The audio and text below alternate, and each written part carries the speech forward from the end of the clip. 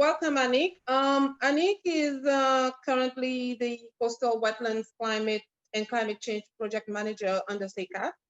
She has over 5 years of experience in environmental project management and includes working with the GOS-UNDP-GEF Programme Coordination Unit, as well as the UNDP United Nations Development Framework. She has a master's in environmental management for business. Wow. So Annike, you're gonna tell us all about seagrass this afternoon. So let's get going. Okay, so welcome to my presentation, Seychelles Seagrass Ecosystems and Combating Climate Change. So first and foremost, I will start off with why is seagrass important, and even, why are we even looking at seagrass? Because many people find seagrass to be icky, sticky things. They don't like walking in it. And one of the first reasons why seagrass is important is it provides food security. Its connectivity to adjacent ecosystems such as coral reefs. It protects coasts and beaches. It has a very high cultural value. A high species of biodiversity is supported through the seagrass meadows, and as well where the project stems from carbon sequestration and marine oceanic carbon. So I will take you guys back from an international level and then bring it down to country level. So the UNFCCC, the United Nations Framework Convention on Climate Change, looks at all things climate change. And in 2015, there was the Paris Agreement that was signed with several countries. And the main aim of the Paris Agreement was to reduce the greenhouse gases that are contributing to global warming. And central to this Paris Agreement is this report that all countries to the convention have to do every 5 years, and it's called the Nationally Determined Contribution. And in 2015, 2016, Seychelles submitted its first report. It was called the Intended Nationally Determined Contribution, and it became its first NDC. So that was back in 2015, and 2020, 5 years later, here we are again, where government of Seychelles will be compiling this report to submit to the UNFCCC. So in the 2015 government of Seychelles INDC, the Intended Nationally Determined Contribution, we made reference to the absence of blue carbon habitats in our report. And this is where Seychelles could claim it as a nature-based solution. And here we are. This is where the Coastal Wetlands and Climate Change Project comes in, being undertaken here in the Seychelles. So the project has a timeline, a very short timeline, but we hope to achieve many, many things. So the timeline is from the 1st of January 2020, that is when I came on board to SeyCCAT, and the project will end on the 31st of December 2021.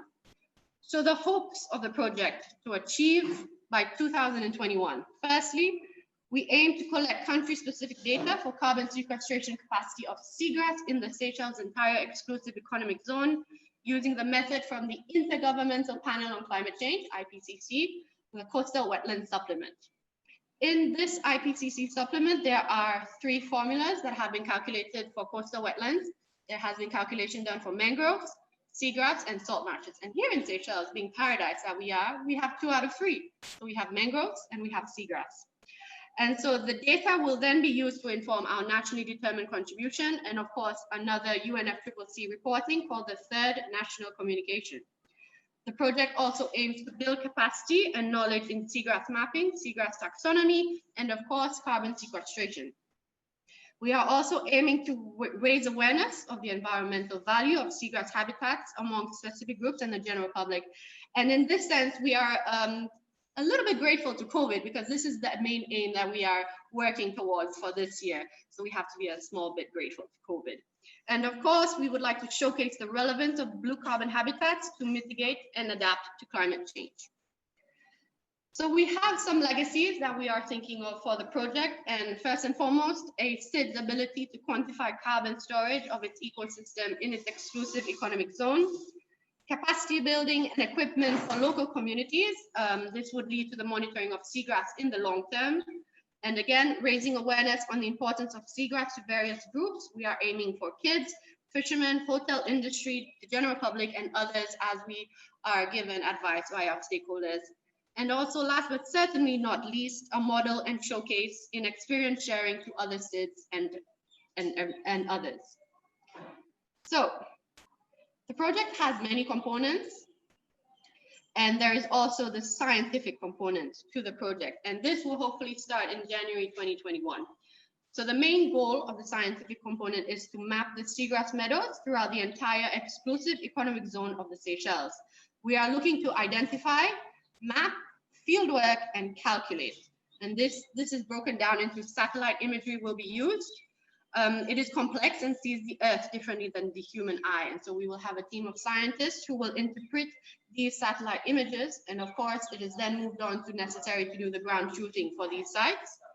And from ground truthing, we're going to be doing the sites. They are going to be mapped. They're going to be using an underwater camera connected to a laptop and GPS device on board a boat.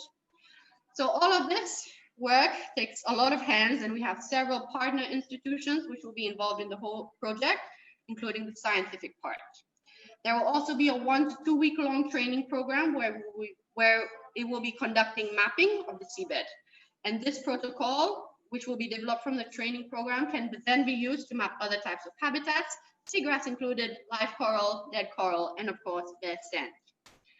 So from this map, we can see some of the sites that we are assuming that there will be large patches of seagrass, including Palela Dig, Mahé, Amiens Bank, Dao Saint-François, Desroches, Alphonse Saint-François, Faure, Cosmoledo Astove, and of course, Aldabra. So these are some of the islands. So as I said, all of this, many hands, so much work, many hands to help.